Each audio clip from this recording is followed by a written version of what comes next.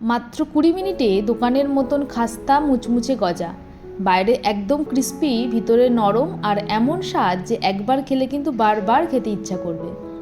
তো চলুন আজকে আপনাদেরকে দেখাবো এমন একটা রেসিপি এবং এমন একটা উপায় যেখানে খুব সহজেই আপনি পারফেক্টভাবে খাস্তা গজা বানিয়ে নিতে পারবেন। তো চলুন দেখা যাক। প্রথমেই দেখে নিই কী কী লাগবে। 2 কাপ ময়দা, 4 টেবিল চামচ ঘি, আধা চা চামচ কালো জিরে, আর যদি চান আপনি বেকিং পাউডারটা দিতে পারেন, এটা আপনার ইচ্ছা বা অনিচ্ছার উপরে ডিপেন্ড করছে।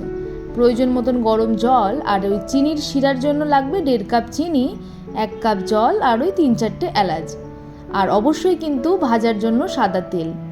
একটা বড় পাত্রের মধ্যে তাতে কিছুটা ঘি দিয়ে প্রথমেই ময়দাটাকে খুব সুন্দর করে মিশিয়ে নিন। যতটা পারবেন একটু বেশিক্ষণ ধরেই এটা করার চেষ্টা করবেন, কারণ এই ধাপটাই হচ্ছে সবচেয়ে বেশি গুরুত্বপূর্ণ। যত ভালোভাবে ঘিটাকে মেশাবেন তত গজা কিন্তু খাস্তা হবে। এরপর কালো জিরে আর বেকিং পাউডার দিয়ে মিশিয়ে কিছুটা গরম জল দিয়ে একটা ডো তৈরি করুন। এই ডোটা হয়ে গেলে মিনিমাম ওই 15-20 মিনিট একটু ঢেকে রেখে দেবেন। তবে এই সময় মাথায় রাখবেন যেন ডোটা কিন্তু খুব বেশি শক্ত না থাকে, মোটামুটি একটু নরম একটু শক্তের যে মাঝামাঝি অংশটা সেই রকম। 15-20 মিনিট পরে তারপর ওই ডোটাকে বের করে রুটির আকারে গড়ে নিয়ে একটা রুটি বানিয়ে তার উপরে একটু ঘি বা একটুখানি আঠা বা ময়দার একটা আস্তরণ করে দিতে হবে। তার উপরে আরও একটা এরকম করে রুটি ফেলে দিতে হবে। আসলে এটা সমস্তটাই ওই লেয়ারের জন্য।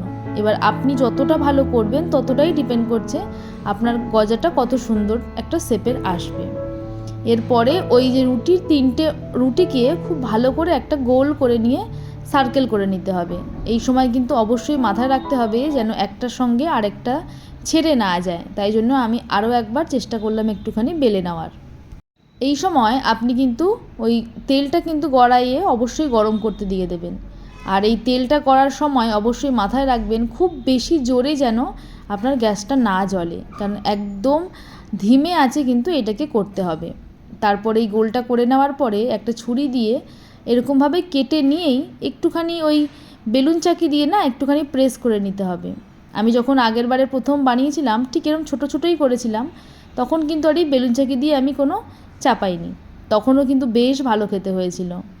তবে আপনি যদি চান যে আরও মোটা মোটা করতে, সেক্ষেত্রে কিন্তু আরও রুটি দিয়ে মানে ওর উপর লেয়ারটাকে বাড়াতে হবে, সেক্ষেত্রে আরও মোটা হবে। তেল খুব বেশি গরম নয় আবার ঠান্ডাও নয়, কম থেকে মাঝারি আঁচে ধীরে ধীরে গজাগুলোকে ছাড়ুন। এবার ওই ধৈর্য ধরে না গজাটাকে আস্তে আস্তে হতে দিতে হবে। এমনভাবে করবেন যেন ভিতরটা কিন্তু খুব সুন্দরভাবে হয়ে যায় আর বাইরে একটা সোনালি রং চলে আসে।